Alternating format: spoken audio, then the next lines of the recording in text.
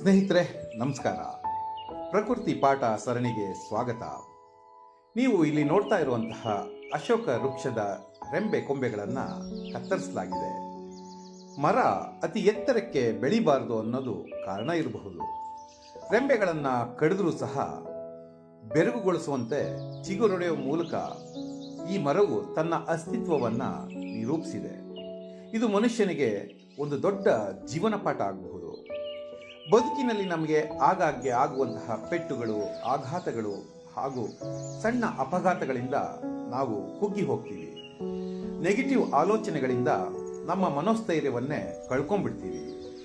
ನಾವು ಮೊದಲಿನಂತೆ ಆಗೋದಿಲ್ಲ ಅಂತ ಹೇಳಿ ನಂಬ್ತೀವಿ.